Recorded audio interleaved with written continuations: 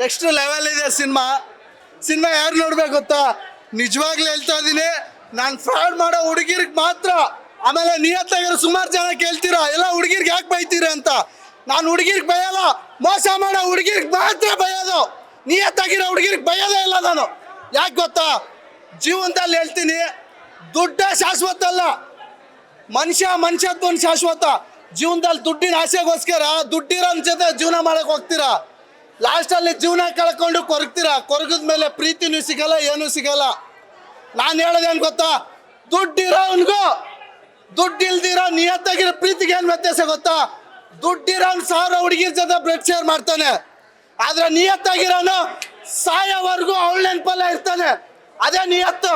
ಅಂತ ಹುಡುಗಿನ ಜೀವನ ಕೊಡಿ, ಸಾಯೋವರೆಗೂ ನಿಮ್ಮನ್ನ ರಾಣಿ ತರ ಸಾಕ್ತಾನೆ. ನಿಮಗೆ ಬೇಕಾಗಿರೋದೇನು? ಜೀವನದಲ್ಲಿ ಚೆನ್ನಾಗಿರ್ಬೇಕು, ಚೆನ್ನಾಗಿ ಬಾಳ್ಬೇಕು ಅಂತ.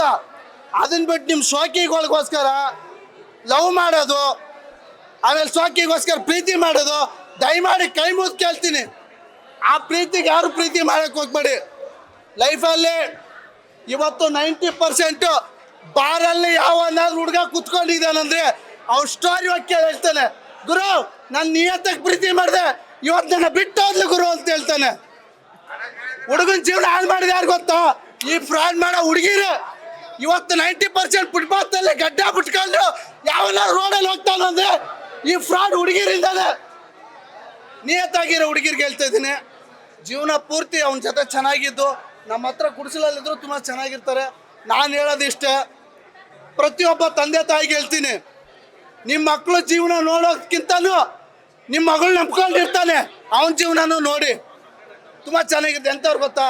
ನಿಜವಾಗ್ಲೂ ದುಡ್ಡಿನ ಆಸೆಗೋಸ್ಕರ ಮದುವೆ ಮಾಡೋರು, ದುಡ್ಡಿಗೆ ಬೆಲೆ ಕೊಡೋರು, ಇಂಥ ಸಿನಿಮಾ ನೋಡಿದ್ರೆ ಉದ್ಧಾರ ಆಗ್ತಾರೆ. ಆಮೇಲೆ ನಿಜ ಹೇಳ್ತಿದ್ದೀನಿ, ಇವತ್ತು ನಿಮ್ಮ ಹುಡುಗಿರು ಯಾವಳಾದ್ರು ನನ್ನ ಬಿಟ್ಟು ಬಿಡುಗರು ನಾನು ಚೆನ್ನಾಗಿರ್ತೀನಿ ಅಂತ ಹೇಳ್ತಾಳು, ದುಡ್ಡುಗೋಸ್ಕರ ಅಂತೇಳ ಸಿನಿಮಾ ಕೇಳ್ಕೊಂಬನ್ನಿ. ನಮ್ಮ ತಾಯಿ ಸತ್ವಾಗ್ಲೂ ಹೇಳ್ತೀನಿ, ಲೈಫ್ ಲಾಂಗ್ ನಮ್ಮನ್ನು ಬಿಟ್ಟೇ ಹೋಗಲ್ಲ ನಿಮ್ಮ ಹುಡುಗಿ. ಸಿನಿಮಾ ಚೆನ್ನಾಗಿದೆ, ಬಂದು ನೋಡಿ. ಜೀವನದಲ್ಲಿ ಒಂದು ಪಾಠ, ನಮಗೆ ಕಾಲ್ಗೆ ಎಟ್ಟಾದ್ರೆ ನಡೆಯೋದು ಹೆಂಗಂತ ಕಲಿಸ್ಕೊಡುತ್ತೆ. ಆದರೆ ಪ್ರೀತಿ ಮಾಡಿದವ್ರು ಮೋಸ ಹೋದ್ಮೇಲೆ ಜೀವನದಲ್ಲಿ ಬದುಕೋದು ಹೆಂಗಂತ ಕಲಿಸ್ಕೊಡುತ್ತೆ. ಒಳ್ಳೇದಾಗಲಿ, ಸಿನಿಮಾ ನೋಡಿ. ಫ್ರಾಡ್ ಮಾಡೋ ಹುಡುಗಿರು. ಮೂವಿ ತುಂಬ ಚೆನ್ನಾಗಿದೆ. ಲವ್ ಮಾಡಿ ಬ್ರೇಕಪ್ ಆದವ್ರು ಬಂದು ನೋಡಲೇಬೇಕು ಅಂತ ಹೇಳ್ತೀನಿ. ತುಂಬ ಚೆನ್ನಾಗಿ ಆ್ಯಕ್ಟ್ ಮಾಡಿದ್ದಾರೆ. ಹೊಸ ಹೀರೋ ಆಗಲಿ ಹೀರೋಯಿನ್ ಆಗಲಿ ಬೆಳೆಸಿ ಅವ್ರನ್ನ ಅಂತ ಹೇಳ್ತೀನಿ. ಇನ್ನೂ ಸಪೋರ್ಟ್ ಮಾಡಿ, ಹೊಸ ಆ್ಯಕ್ಟರು ಹೊಸ ಮೂವೀಸ್ ತರ್ತಿದ್ದಾರೆ. ಈಗಿನ ಜನ್ರೇಷನ್ನು ಮೂವಿ ನೋಡಬೇಕು ಅಂತಲೇ ಹೇಳ್ತೀನಿ. ಫ್ಯಾಮ್ಲಿ ಎಲ್ಲ ಕುತ್ಕೊಂಡು ನೋಡೋ ಥರ ಇದೆ.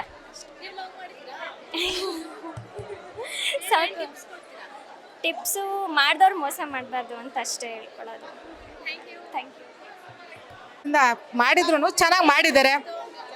ಇಲ್ಲ ಮೇಡಮ್, ಇವಾಗಿನ ಜನ್ರೇಷನ್ಗೆ ಮೇ ಬಿ ಯಾವ ರೀತಿ ಬೇಕಿತ್ತು ಒಂದು ಆ ಥರ ಒಂದು ಎಲ್ಲ ಸ್ಟೋರಿ ಇಟ್ಕೊಂಡು ತುಂಬ ಚೆನ್ನಾಗಿ ಮಾಡಿದ್ದಾರೆ. ಆಲ್ ದ ಬೆಸ್ಟ್ ಅಷ್ಟೇ madam. This is a very nice romantic musical movie.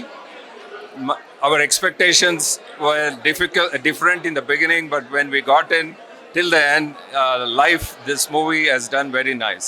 Thank you very much. ಹೇಳ್ತೀನಿ ಈ ಮೂವಿ ತುಂಬ ಚೆನ್ನಾಗಿ ತೆಗೆದಿದ್ದಾರೆ. ಹೊಸ ಆ್ಯಕ್ಟರು, ಹೊಸ female actor and lead also. ಆದರೆ ಎಲ್ಲ ಪ್ರೊಫೆಷ್ನಲ್ ಥರ, ಅಂದರೆ ತುಂಬ ಎಕ್ಸ್ಪೀರಿಯನ್ಸ್ ಇರೋ ಥರ ತೆಗೆದಿದ್ದಾರೆ. ನನಗೆ ಹೀರೋಯಿನ್ ರೋಲ್ ತುಂಬ ಇಷ್ಟ ಆಯಿತು. ಲೇಖಾ ಅಂತ ತುಂಬ ಚೆನ್ನಾಗಿ ಮಾಡಿದ್ದಾರೆ ಅವರು. ಅವ್ರದ್ದು ತುಂಬ ಚೆನ್ನಾಗಿ ಎಮೋಷ್ನಲಿ ಅವರು ಸೀನ್ಸ್ ಮಾಡಿದ್ದಾರೆ. ಕ್ಲೈಮ್ಯಾಕ್ಸು ಈ ಫಿಲಮಲ್ಲಿ 2-3 ಕ್ಲೈಮ್ಯಾಕ್ಸ್ ಇದೆ, ಒಂದಕ್ಕಿಂತ ಒಂದು ಚೆನ್ನಾಗಿದೆ. Finally it's A super movie. ಎಲ್ಲರೂ ನೋಡಬೇಕಾಗಿರೋಂಥ ಮೂವಿ.